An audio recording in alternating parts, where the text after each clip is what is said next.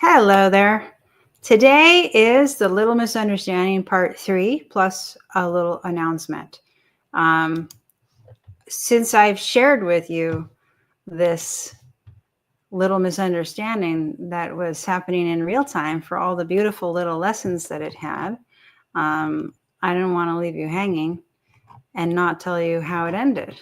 So I'm just going to give me a minute while I share my live to my group. Hang on. How does this work?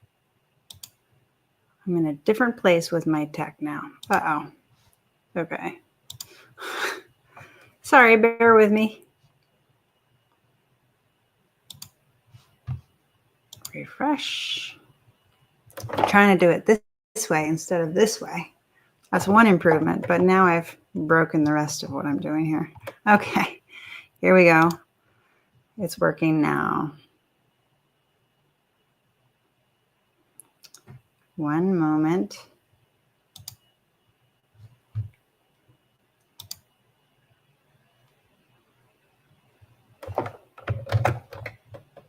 Okay, great.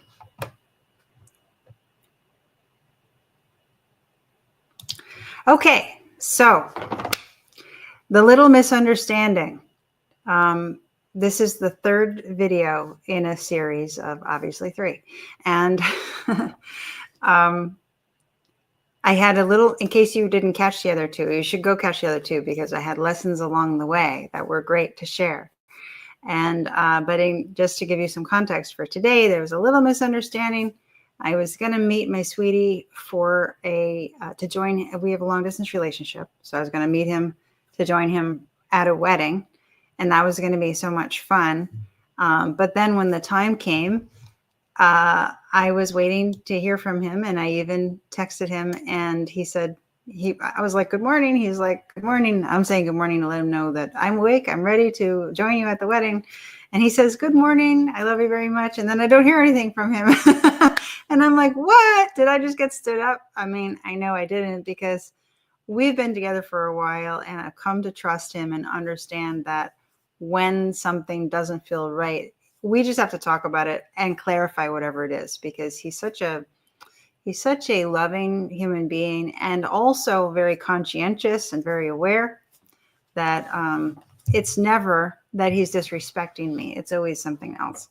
Anyway, but the reason why this was a 3-part series is because it took some time for him to get back to me. Because I asked him, we talked a little bit about it, and I asked him this question, which was because he had said, I'll see you, are you available on Tuesday evening? And I was like, I don't know about Tuesday evening. Maybe, no, actually, I think that could work. And then he's like, oh, wait, it's Wednesday morning, actually.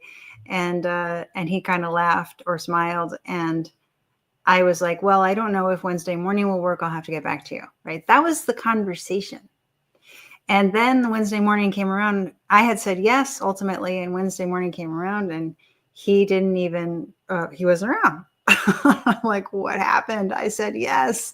I was really looking forward to this interesting adventure with you.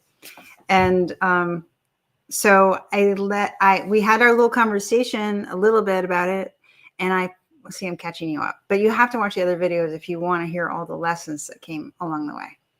But the crux question that I had for him was, how could I? Oh, so the deal is that the wedding actually happened earlier. It happened in the middle of my night while I was sleeping.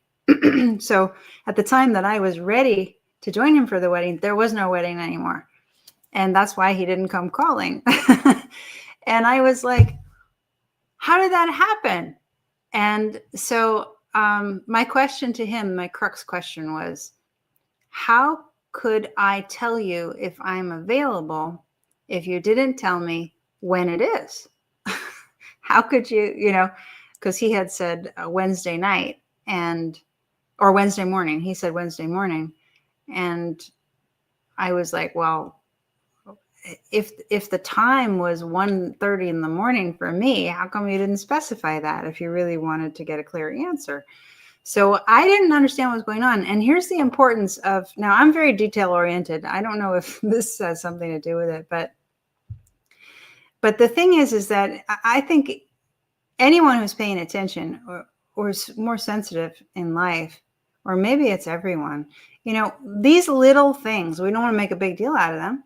And I didn't make a big deal, but I did ask the question, because what was going on in my mind, the way it looked to me, kind of in the back of my mind, was if it's enough for him to say Wednesday morning and he doesn't have the sensitivity or the like, he's not paying attention enough to notice that 1:30 in the morning my time and 9 in the morning my time are two completely different things, and that if I'm planning to show up at 9 in the morning, I couldn't possibly make it at 1:30. Like, what do I think about my partner in the background if I don't understand what actually happened? And I think that he just wasn't accurate enough to give, in his own thinking, to give me the information that I needed to make a clear decision or a clear reply to him. The background thoughts that I'm not even aware I'm thinking, but the question mark in my mind has me feeling like, just ever so slightly, like, I don't know if I can trust this guy's communication. I don't know if I could trust his judgment. Like, so this is why it's important to clarify misunderstandings, even when they're completely innocent and very small. There's still an impact if you don't understand your partner. If you don't understand something that happened, there's something about your partner that you don't understand. And it might not be about your partner. It might be just a funny twist of circumstances. But if you don't clear it up in the back of your mind, there's something that happened that you can't totally trust.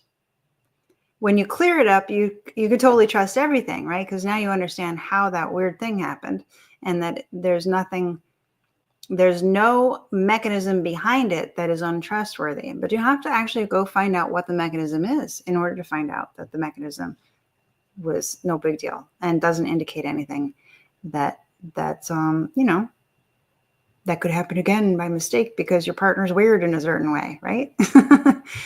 So so what was so nice though is because I just asked the question once and I let it be. When he came back to me, it turned out he had a really, really busy 3 days, and he just didn't have the capacity to make a space for us to have a conversation where we're really present with each other. So he waited until he had time and space to be really present with me. Even though it's a small misunderstanding, we could have probably sorted it out on the fly, just like the technical details of it. But this is one of the beautiful things about building love together, where you can be super duper loving with each other and yet allowing each other to be, so that, if I controlled it and pushed it, he would have probably had the conversation with me earlier, but in a more stressed state. And so it's so beautiful that I let him be and got to find out how he wanted to show up for me, which was, that as soon as he had the time, he wanted to have the time so he could be absolutely present for the conversation. And I feel really loved by that, which is so cool, because I could have felt unloved by the time that it took to arrive there, when he wasn't even, hadn't told me that he didn't have time to talk. He just waited until he had time to talk. And then he told me I didn't have time to talk until now. And then he explained the situation. So the moral of the story is, the more balance we carry ourselves in, and the more peace and gentleness we carry ourselves in, and allowing our partner to be, that makes more room to discover who our partner really is, who they want to be when they're being completely naturally themselves, rather than who they are under duress, who they are, how they respond to when we apply pressure to them. Who's the person? I want to know who's the person that I'm with when I don't apply pressure. What do they volunteer to be with me? as we're walking this journey of exploring being in love together. So that's the final chapter in The Little Misunderstanding. And the other thing I wanted to share with you today is that I had the pleasure to be interviewed by a gentleman named Christopher Mark on the Christopher Mark Show. And that interview is coming out soon. I'm going to put the link to it in the comments on this video. This gentleman, Christopher Mark, I met him on LinkedIn, and I knew immediately, just from reading a few of the words he put on his profile, that he is a spiritually deep person. You know, the sound of spirituality is, there's very different sounds to spirituality. Some of them sound really new agey, really identified with a particular modality.